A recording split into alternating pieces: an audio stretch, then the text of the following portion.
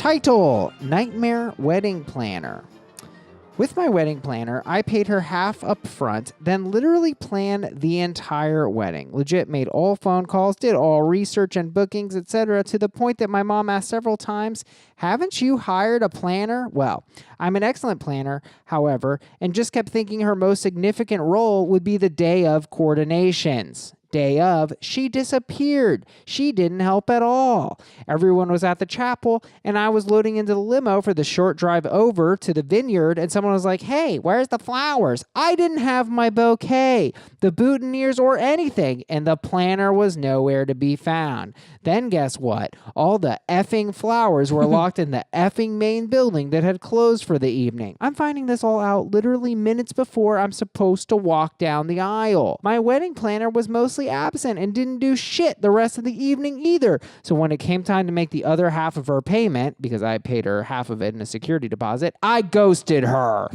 She texted me a couple times, literally twice, then gave up. I think she knew she didn't deserve payment, but am I the asshole? The bride should only be focused on walking down the aisle. Like, I feel very sorry for this person that she had to deal with all this madness. Yeah, I feel sorry for her too, but one commenter did not. Classic James Breen getting in my ear again. YTA for ghosting her. A contract is sacred. An absence of a written contract detailing exactly what takes place in the event. One party breaches the contract. You at minimum need to discuss the failure of service and stake your claim for reduced fares. Actually, Jimmy, because that's how I know you, James Breen. Enough. Quit hiding behind James. And thank you for not sending me any more paintball videos, Jimmy. Jesus. Quit watching paintball videos.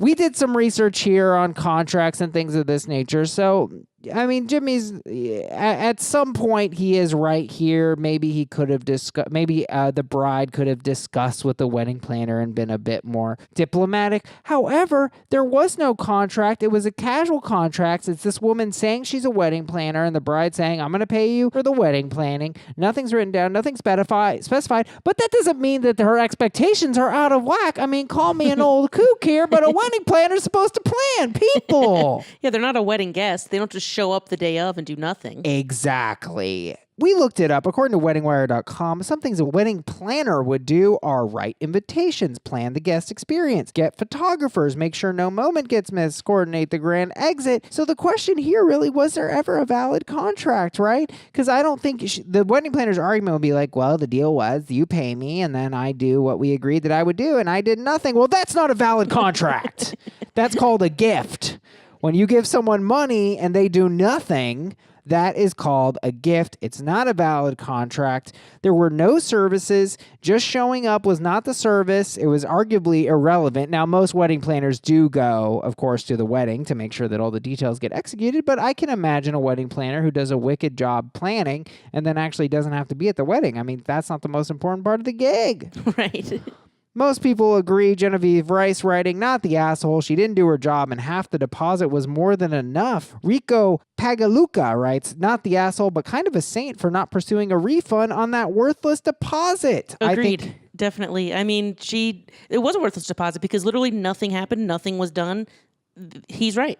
Absolutely. She should have got a refund. This is a pretty open and shut case. I don't think anyone would defend this wedding planner, but it made me think, in general, if someone agrees to do something for you for money and they don't do it, you're not an asshole for not paying them. You're not an asshole for demanding a service that you paid for. And I think a lot of younger people get stuck up with being a little bit assertive about this. And we do have a lot of memes about this. It's the white woman asking for the manager.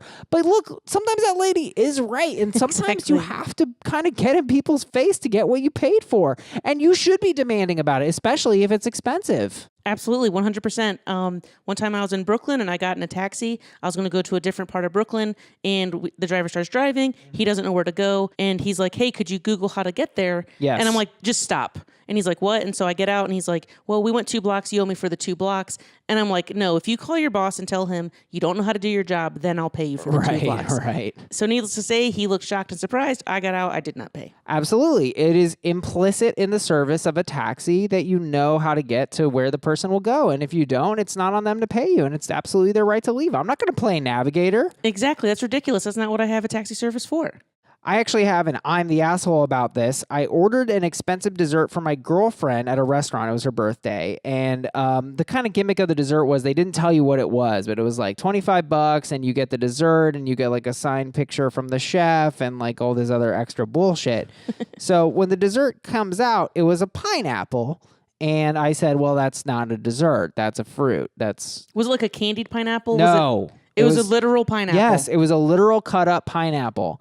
And I was like, I'm sorry, but that's not a dessert. Like, this isn't a cultural argument. This is just a fruit. Like, a dessert is something that's been prepared. What was the presentation like? Was it chopped up and put back in the pineapple? It was at beautiful. least? Yes, it was a beautiful presentation.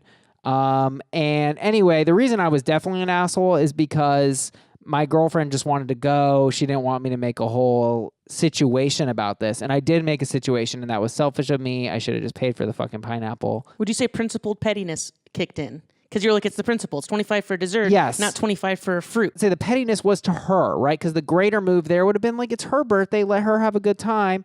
And instead, I wanted to have a court case with the restaurant, and I lost the court case. I argued with them for a long time, and I said, listen, you have a dessert menu. These are what desserts are. By the way, fruit was not on their dessert menu. It was cakes, things of that. That strengthens your case. Of course it does. Of course it does. And they were clearly wrong. Like, I'm sorry, but like you can't just chop up a fruit and call it dessert. Nobody does that. No dipping sauce, no nothing. That's madness. It's madness. It was cheap. It was cheap. It felt like they had tried to beat the system. So anyway, I was an asshole in that situation, but I maintain there's nothing wrong with getting the manager and demanding what you paid for. Absolutely.